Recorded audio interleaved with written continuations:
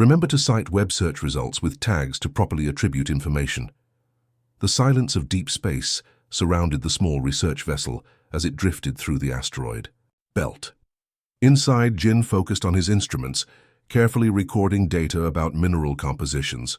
This was his third solo mission, and he found peace in the quiet routine of space exploration.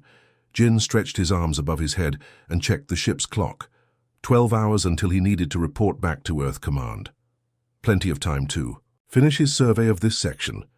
A sharp beep from his radar display broke his concentration. Jin frowned at the screen. Something large had appeared at the edge of his sensor range, much larger than any asteroid in this belt. "Computer, identify approaching object," Jin said, tapping commands into his console. Unable to identify. Object. Not in database. Size estimate approximately 20 times larger than current vessel. Jin's heart began to beat faster. First contact? Out here in the middle of nowhere? He quickly activated all recording devices and opened a communication channel. "Unknown vessel, this is Earth Science Vessel Horizon.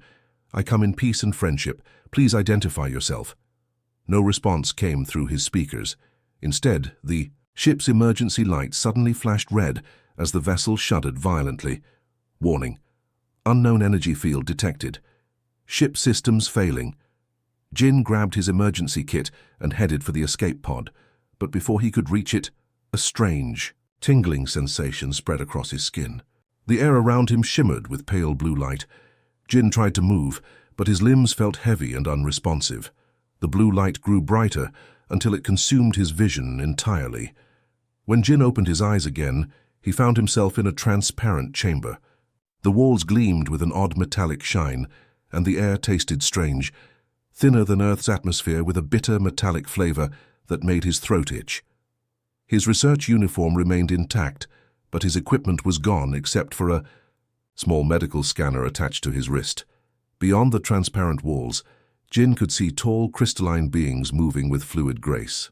Their bodies resembled polished quartz formations that shifted and reformed with each movement, refracting light in rainbow patterns. They stood at least 7 feet tall, with no discernible facial features, yet somehow Jin sensed they were watching him. One of the crystal beings approached his chamber. As it drew near, a small device on its surface glowed and Jin heard a mechanical voice. "Specimen secured. Carbon-based, oxygen-dependent. Physical structure, minimal density. Probability of survival beyond 1 rotation, less than 8%. Jin pressed his hands against the transparent barrier. "Hello? I am Jin from Earth. I mean no harm. Why have you brought me here?" The crystal being made no response to his words. Instead, it turned to another slightly taller crystal entity whose surface contained deeper blue patterns. "Son, the specimen is conscious and vocalizing. Shall we begin the standard tests?" The blue-patterned being, apparently named Sun, moved closer to examine Jin. "Proceed with protocol, Kyo. This is the first human specimen we have acquired. Their species has been expanding their territory rapidly. Understanding their physical limitations will be valuable data." Jin felt a chill run through him as he realized these aliens weren't interested in communication. They saw him as nothing more than a test subject. Something to study, and based on their conversation, something they expected to die soon. The chamber suddenly hummed with energy as the environment began to change. The temperature dropped several degrees, and Jin's breath became visible in the air. The metallic taste in the atmosphere intensified, making him cough. "Beginning environmental stress test," Kyo announced. "Current conditions calibrated to induce respiratory distress within 2 hours. Full system failure, expected within 1 rotation." Jin fought back his rising panic. These beings, the Kyo and Sun, were deliberately placing him in conditions designed to kill him. They expected him to survive less than 1 day in this environment. Using his training, Jin forced himself to take slow, shallow breaths to minimize his intake of the toxic air. He examined his surroundings more carefully. The chamber was roughly 15 feet in diameter, with nothing but the smooth floor beneath him. No furniture, no water, no food. The only item he still possessed was the medical scanner on his wrist. Jin checked the scanner. It showed elevated heart rate and decreasing oxygen saturation in his blood. Bad signs, but not immediately fatal.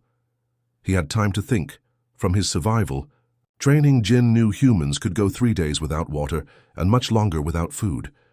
The immediate threat was the air. He removed his outer uniform jacket and tore a strip from the bottom, creating a makeshift filter by folding it several times and placing it over his nose and mouth. It wouldn't remove all toxins, but it might slow their effects. Outside his chamber, he noticed several other enclosures containing different alien beings. Some moved sluggishly, others lay still. Were they all test subjects too? The human is attempting to filter the atmosphere, Kyo observed. Primitive but potentially effective in the short term. Interesting, Sun replied. Most specimens panic and exhaust themselves quickly. Make note of this behavior. As the hours passed, Jin systematically explored every inch of his prison. He discovered a small vent in the floor that released trace amounts of water vapor, not enough to drink, but perhaps he could collect it. He also found that one section of the wall gave off slightly less heat than the rest, indicating some kind of mechanism behind it. The crystal beings continued to observe and take notes as Jin worked to adapt to his environment. They seemed genuinely surprised when 6 hours passed, and he remained not only alive but active. Adjust toxin levels upward by 12%, Sun ordered. Let's see how the human responds to increased stress. As the air grew more poisonous, Jin's breathing became more labored. But something burned inside him, determination. These aliens thought humans were weak, expected him to die within a day. Jin looked directly at his captors and spoke clearly.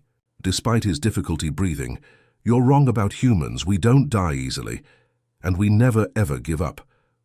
24 hours had passed. Jin sat with his back against the transparent wall, eyes closed but not sleeping. His makeshift mask, now damp with condensation from his breath, still covered his nose and mouth.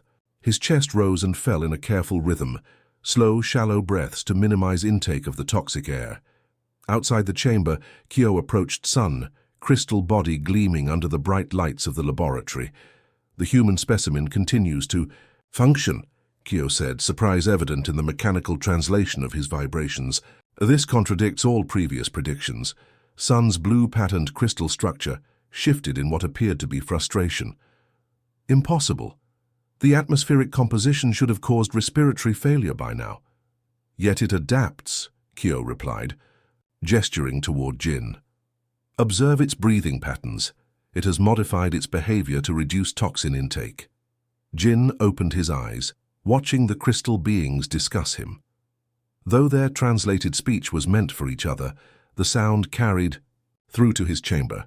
He now knew for certain they had expected him dead by now. That knowledge strengthened his resolve. The first day had been the hardest. After his initial exploration, Jin had focused on the most immediate threats, air and water. Using the sleeve of his uniform, he had created a collection system for the moisture from the small vent, patiently gathering tiny drops of water. It had taken hours to collect enough for just a few sips, but those sips kept him going. When night cycle came, indicated by dimmed lights, Jin had discovered another resource. The temperature dropped significantly, causing condensation to form on the inner walls of his chamber. He used his remaining sleeve to wipe this precious moisture and squeeze it into his mouth. The water tasted metallic and bitter, but it was water nonetheless. "Fascinating," Kyo said, recording Jin's actions. "It collects water from environmental condensation. Previous carbon-based specimens failed to identify this resource." "Increase testing parameters," Sun ordered. "Reduce ambient humidity by 30% and introduce gravitational fluctuations." Jin felt the change immediately. The air became drier, making his throat burn with each breath. Worse, the gravity in the chamber began to shift. One moment, he felt heavier, struggling to stand. The next moment, lighter, almost floating. The unpredictable changes made movement difficult and disorienting. Jin refused to show weakness. Instead, he studied the pattern of gravitational shifts, timing them. After an hour of observation, he realized they followed a sequence. With this knowledge, he could prepare for each shift before it happened. By the second day, Jin had created a small collection of tools from his uniform. He had pulled the metal fasteners from his boots and bent them into crude implements, a small blade, a scraper, and a probe. Using these, he managed to access the panel he had discovered earlier in the wall. Behind it, he found a network of crystal filaments, similar in composition to his captors. Jin carefully studied the patterns, noting how energy pulsed through them in steady rhythms. "The specimen has located an access panel," Kyo reported with alarm. "It appears to be studying the control systems." "Impossible," Sun replied. "No carbon form possesses the intelligence to comprehend our crystalline technology." But Jin did understand, not completely, but enough. The crystal filaments reminded him of circuit boards, and his engineering training helped him recognize patterns in the energy flow. By touching different filaments, he discovered he could slightly adjust his environment, not enough to escape, but enough to make small improvements. With careful manipulation, Jin managed to increase the water vapor from the floor vent and stabilize the gravitational fluctuations to more predictable patterns. Each small victory gave him strength. 3 days passed. Jin had created a small living space near the water vent. He had torn his uniform pants into strips, weaving them into a mat for insulation against the cold floor. His jacket, now sleeveless, still provided some warmth during the night cycles. The medical scanner on his wrist helped him monitor his vital signs. His oxygen levels remained low but stable. "This defies all previous data," Kyo said, watching Jin survive day after day. "The human has created a sustainable microenvironment within our testing chamber." Sun's crystal structure darkened with what appeared to be frustration. "Introduce the next testing phase. Add variable radiation bursts and reduce oxygen content by an additional 15%. Jin felt the change in air quality immediately. His lungs burned with each breath. Then came the radiation, visible as brief flashes of purple light that swept through his chamber at random intervals. His medical scanner warned of increased radiation exposure, but Jin had prepared for this too. During his exploration, he had discovered that certain sections of the floor absorbed radiation better than others. When the purple flashes came, he quickly moved to these safer zones. For water, Jin had improved his collection system, creating a small reservoir from his boot liner. For food, there was nothing, but his survival training reminded him that humans could go weeks without eating, if necessary. On the 5th day, Jin noticed something new. A second chamber had been placed beside his own. Inside was a small, 6-limbed creature with iridescent fur and large, fearful eyes. It paced its enclosure, occasionally glancing toward Jin. "Begin interspecies compatibility testing," Sun announced. "Remove the barrier between chambers in 3 cycles." Jin realized they planned to force him to interact with the other creature, perhaps hoping for conflict. Instead, he approached the shared wall and placed his hand against it. The alien creature mirrored his action, placing a delicate 6-fingered hand against the barrier. Their eyes met, and Jin nodded slowly. In that moment, a silent understanding passed between them. They were both survivors, both test subjects, both determined to live despite their captor's expectations. "Look at this," Kyo said, recording the interaction. "The human attempts communication with the Lomi specimen." "Irrelevant," Sun dismissed. "Neither will survive the combined chamber environment." Jin smiled behind his mask. These crystal beings continued to underestimate him, continued to expect his failure. That was their mistake. With each passing day, Jin grew more adapted to his hostile environment, more resourceful, more determined, and now he wasn't alone. The barrier between Jin's chamber and the alien's enclosure disappeared with a faint hum. Jin stood cautiously, watching as the 6-limbed creature, the Lomi as the crystal beings had called it, approached the now open boundary. Its fur shimmered with blue and green highlights as it moved, and its large eyes blinked rapidly. Jin held out his hand, palm up, in what he hoped was a universal gesture of peace. The Lomi tilted its head, then slowly extended one of its upper limbs. The touch was light, almost like feathers against Jin's skin. "Look," said Kyo, the crystal being recording their interaction. "They do not attack each other." Sun's crystal structure darkened. "This is unexpected. Previous specimens always competed for resources when combined. Jin pointed to himself. "Jin," he said clearly. Then he gestured to the Lomi. The creature made a soft, trilling sound that Jin couldn't possibly reproduce. "Ru," Jin said, giving the creature a name he could pronounce. "Ru." The Lomi, now named Ru, trilled again and repeated a sound that vaguely resembled Jin. Outside their chamber, Sun issued new orders. Reduce environmental temperature by 20 degrees. Introduce food scarcity protocol. The temperature dropped rapidly. Jin shivered as his breath formed visible clouds in the air. Ru's fur stood on end, creating a thicker insulation layer. Jin watched and learned. The Lomi had natural adaptations he lacked. But Jin had his own strengths, using the strips of fabric. From his uniform, Jin created a simple harness that allowed him to carry Ru close to his body. Their shared body heat helped both survive the freezing temperatures. Jin also showed Ru his water collection system, which the Lomi quickly understood and improved by using its fine motor limbs to adjust the alignment. On the 7th day, a small platform rose from the floor, bearing a single small cube of nutrient material, clearly not enough for 2 beings.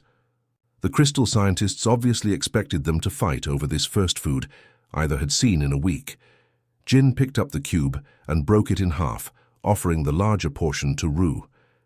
The Lomi trilled softly and did something unexpected. It divided its portion again and returned some to Jin. They shared the meager meal equally. "Extraordinary," Kyo noted. "They exhibit resource-sharing behavior rather than competition." "Increase difficulty," Sun commanded. "Introduce predator element." A panel opened in the far wall of their combined chamber. A low growl emanated from the darkness. Jin and Ru backed away as a creature emerged. Reptilian, with rows of sharp teeth and 6 powerful legs tipped with claws. Its scales were a dull gray, and its eyes glowed red in the dim light. "The Vex predator will eliminate at least 1 specimen," Sun stated confidently. "Their cooperation cannot overcome biological imperatives." The predator, the Vex, stalked toward them, its forked tongue flicking out to taste the air. Jin looked around frantically for something to use as a weapon. He grabbed the metal fasteners he had fashioned into tools earlier, holding the sharpest one like a knife. Ru tugged at Jin's arm, pulling him toward the wall where Jin had discovered the crystal filaments. Jin understood immediately. The access panel. Together, they pried it open as the Vex approached. Jin quickly studied the crystal circuits, then touched 2 filaments together. A shock of energy surged through the floor, not enough to kill, but enough to startle the Vex. The predator hissed and backed away temporarily. Jin and Ru gained precious seconds to plan. Using hand gestures and simple words, Jin communicated his idea to Ru. The Lomi understood, climbing nimbly up the wall to access the ceiling panel, while Jin distracted the Vex. Jin waved his arms, shouting, to keep the predator's attention. The Vex charged, its claws scrabbling against the smooth floor. At the last second, Jin dodged aside, allowing the creature to crash into the wall. Above, Ru had managed to open the ceiling panel, revealing more crystal filaments. With its multiple limbs, the Lomi manipulated several simultaneously, causing the lighting in one section of the room to intensify to blinding levels. The Vex, with eyes adapted for hunting in darkness, shrieked in pain at the sudden brightness. Jin seized the opportunity. He lunged forward with his makeshift knife, aiming not to kill, but to drive the creature back toward the opening it had emerged from. The Vex retreated from the painful light and Jin's threatening advances. "Impossible," Sun said, crystal structure vibrating with disbelief. "They are using our systems against the predator." "They are working together," Kyo observed. "The human provides the strategy, the Lomi the execution." Once the Vex had retreated back through its entrance panel, Jin and Ru quickly manipulated the crystal filaments to seal it shut. They had survived, together. "Fascinating adaptation," Kyo noted. "They combine their different strengths effectively." Over the next several days, Sun ordered increasingly difficult challenges: variable atmosphere composition, irregular food delivery, multiple predators, but each time, Jin and Ru found ways to overcome them. They developed a simple language of gestures and sounds. allowing them to coordinate their survival efforts. Jin used his medical scanner to monitor not just his own vital signs, but Ru's as well, learning the Lomi's biological patterns. Ru showed Jin how to extract moisture from the air more efficiently, using techniques its species had evolved on their dry homeworld. 2 weeks after Jin's capture, Sun introduced a new element to the chamber, a second alien being. This one resembled a large insect with a hard exoskeleton and multifaceted eyes. It clicked and chirped nervously as it surveyed its new environment. "Begin territorial conflict protocol," Sun ordered. "The limited resources cannot support 3 distinct biological forms." But instead of conflict, Jin approached the new arrival with the same open-handed gesture he had used with Ru. The insectoid being, which Jin named Mac, initially retreated to a corner, but eventually accepted their peaceful overtures. Jin noticed that Mac's hard exoskeleton reflected the radiation bursts better than his own skin or Ru's fur. He fashioned crude armor for himself and Ru, using molted pieces of Mac's shell that the insectoid willingly provided. In return, Jin and Ru shared their water collection knowledge and helped Mac reach the nutrient cubes that were sometimes placed on high ledges beyond the insectoid's jumping ability. "They form a cooperative social unit," Kyo reported, recording the interactions with increasing interest. "Each species contributes specialized abilities to the group." "This is anomalous behavior," Sun insisted. "It cannot continue indefinitely. Increase environmental stress by 50%. Despite the harsher conditions, the 3 survivors continued to adapt. More importantly, they began to study their prison more systematically. Jin had learned much about the crystal technology, and with Mac's mathematical chittering and Ru's dexterous manipulations, they began to understand the patterns that controlled their environment. "The specimens appear to be examining the control systems in detail," Kyo warned. "Their combined intelligence may pose an unexpected challenge." Sun's crystal structure flashed with dismissive colors. "Impossible. No combination of primitive biological forms can comprehend our technology." But as Jin studied the crystal beings themselves, he began to notice something important. Their structures resonated at specific frequencies when they communicated, and those same frequencies appeared in the crystal filaments controlling their chamber. Jin looked at his allies, Ru with its 6 dexterous limbs, and Mac with its mathematical mind, and realized they might have a chance not just to survive, but to escape. "We can do this," Jin whispered to his companions. "Together." 28 days had passed since Jin's capture. His body had grown thinner, but his mind had never been sharper. The chamber that had once seemed like a death sentence now felt like a workshop where 3 unlikely allies planned their freedom. Jin sat cross-legged on the floor, watching as Mac traced complex patterns with its front limbs. The insectoid being had an incredible mind for mathematics, and was using this talent to map the crystal being's communication frequencies. Nearby, Ru used its 6 nimble limbs to craft tools from materials they had collected, bits of metal from food platforms, fibers from their bedding, even molted pieces of Mac's exoskeleton. "Sun and Kyo return," Jin whispered, noticing the familiar crystal forms approaching their chamber. The 3 captives quickly scattered, hiding their work. They had learned that the crystal beings, while highly intelligent, had a significant blind spot. They consistently underestimated primitive biological life forms and rarely looked closely once they believed they understood a situation. "The specimens continue to survive despite maximum environmental stress," Kyo reported, crystal body pulsing with light patterns that Jin now recognized as surprise. "They have maintained their unusual cooperative structure for 28 rotations." Sun's blue-patterned form darkened. "This data challenges our understanding of interspecies dynamics. Begin final phase testing. Introduce the divisive element." A small platform rose from the floor of their chamber. On it sat 3 cubes, one clear and glistening with water, one dark and nutrient-rich, and one glowing with energy. Each seemed designed to appeal specifically to one of the 3 species. It was obviously a test to break their alliance. Jin, Ru, and Mac approached the platform together. Without hesitation, Jin took the water cube and broke it into 3 parts. Ru divided the nutrient cube equally. Mac carefully split the energy cube. They shared all resources, just as they had done since the beginning. No competitive response, Kyo noted. They maintain resource distribution protocols despite targeted temptation. What the crystal beings couldn't see was that their divisive element had actually provided Jin and his friends with exactly what they needed for the next stage of their plan. That night, after the laboratory lights dimmed, Jin and his companions began their work in earnest. They had discovered that the crystal technology responded to specific vibrational frequencies, the same frequencies the crystal beings used to communicate with each other. With the energy cube Mac had saved, they could generate these frequencies themselves. Jin used pieces of metal to create a small resonator. Rue's sensitive hearing guided the tuning. Mac's mathematical mind calculated the precise frequencies needed. Jin, Rue trilled softly, using one of the few human words it had learned. Ready? Jin nodded. They had discovered something incredible. Their chamber wasn't the only one in the laboratory. Through the walls, they had communicated with other captive species using simple taps and scratches. A whole network of prisoners existed, each being studied and tested like they were.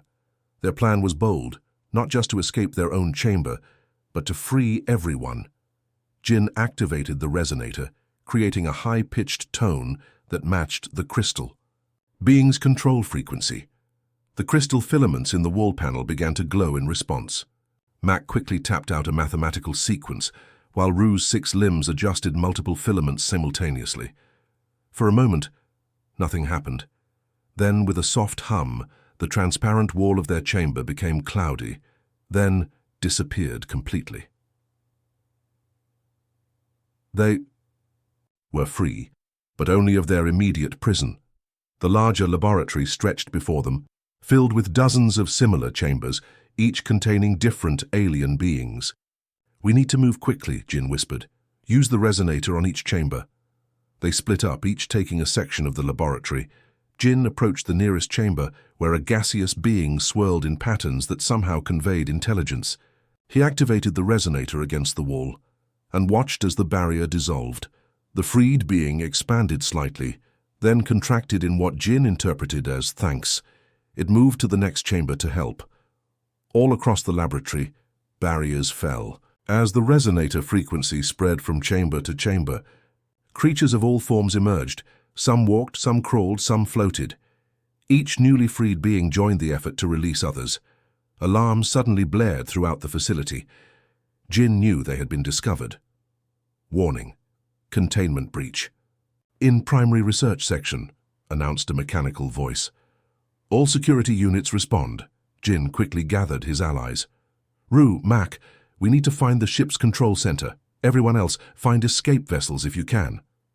The laboratory doors slid open, and several crystal security beings rushed in, carrying devices that emitted painful light pulses.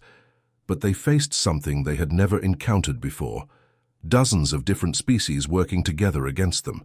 Some of the freed beings created distractions. Others used their natural abilities to disable the security forces.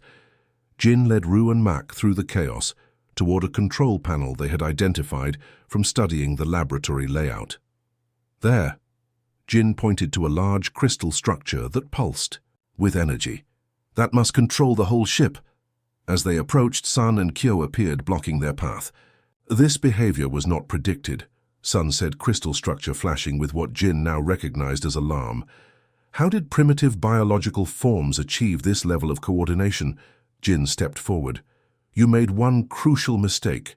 You studied us as individuals, testing our physical limits.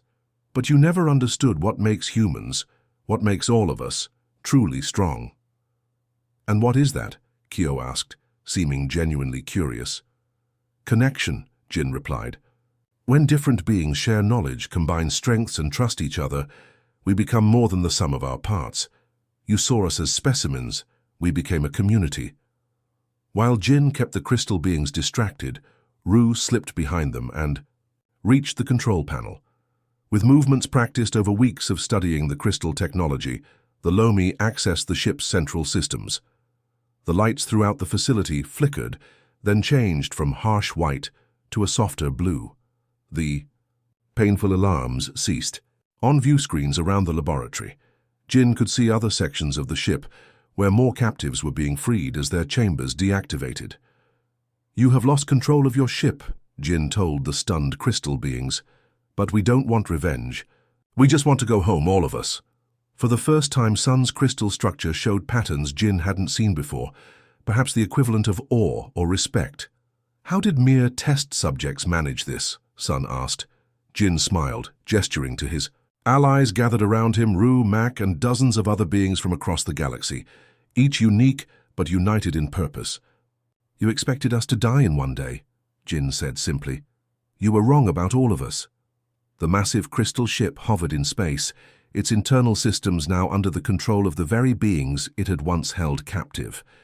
In the main control chamber, Jin stood surrounded by representatives from 12 different species, each communicating in their own way as they worked together to plot courses back to their home worlds. Ru walked 6 control panels simultaneously, its nimble limbs dancing across crystal interfaces with practiced skill. Mac's mathematical mind calculated hyperspace jumps with perfect precision. Other freed captives contributed their unique abilities. Some could sense energy fields, others understood star patterns, and a few could even communicate directly with the crystal technology. "The first transport vessel is ready for departure," Ru announced, using the simple language they had developed together.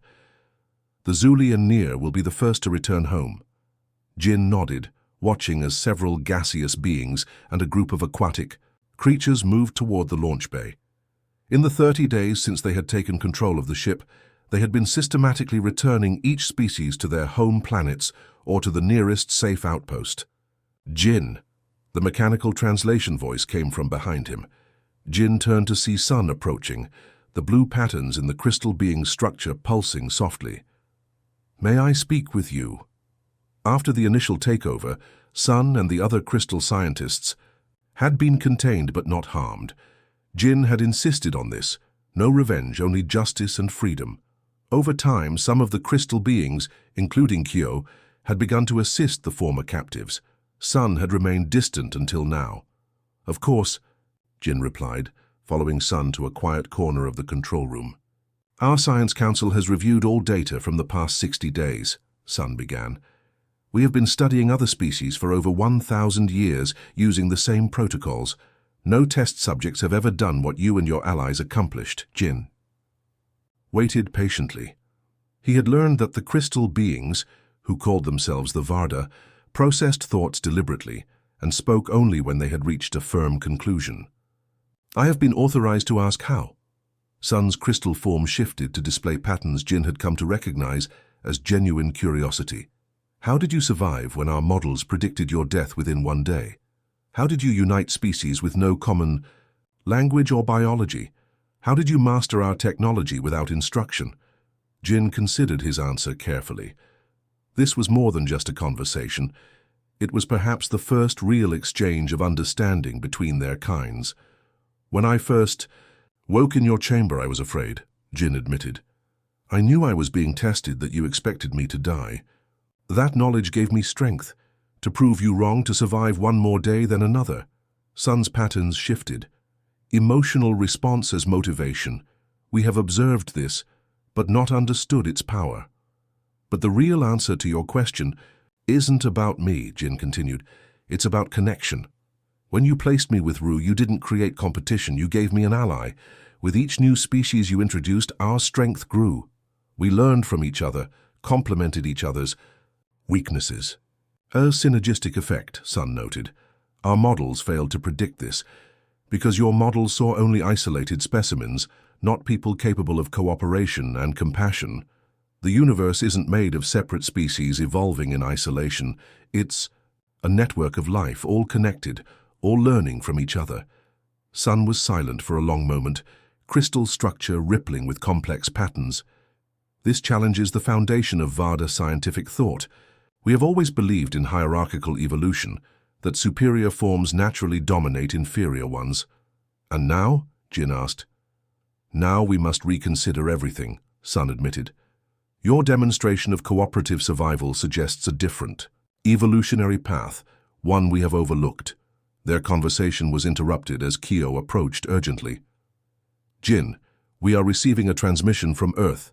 They have detected our approach. Jin hurried back to the main controls, where a communication screen showed a human face, an Earth Defense Force officer, looking both worried and astonished. Unidentified vessel, you are approaching restricted space. Identify yourself immediately. Jin stepped forward. This is Jin Min, Earth Science Corps. I was captured 60 days ago while on survey mission KB-4227. I am returning aboard the vessel that took me, along with representatives of several non-hostile species. The officer's eyes widened. Jin Min, you were declared missing, presumed dead. Our sensors show your vessel is nearly 2 kilometers in length. How did you— It's a long story, Jin smiled. One I'll be happy to tell when we arrive. Please, inform Earth Command that we come in peace and request permission to establish diplomatic contact. The beings I'm bringing represent potential allies from across the galaxy. After receiving clearance to approach Earth, Jin turned to Sun. Will you join the delegation? Earth needs to understand your people too. Sun's crystal structure brightened. You would include us, after what we did? The past can't be changed, Jin said, but the future is unwritten. The Vada have much to offer the galaxy if you're willing to see other beings as equals rather than test subjects. 3 days later, Jin stood in the Grand Hall of the Earth Diplomatic Center. Beside him stood Ru, Mac, Sun, and representatives from 8 other species, the first true interstellar coalition Earth had ever hosted. The Earth President approached Jin, voice filled with emotion.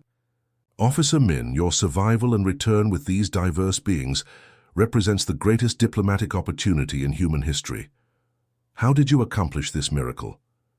Jin looked at his unlikely friends, beings he had suffered with, learned from, and grown to respect. Beings who had faced death alongside him and emerged stronger together.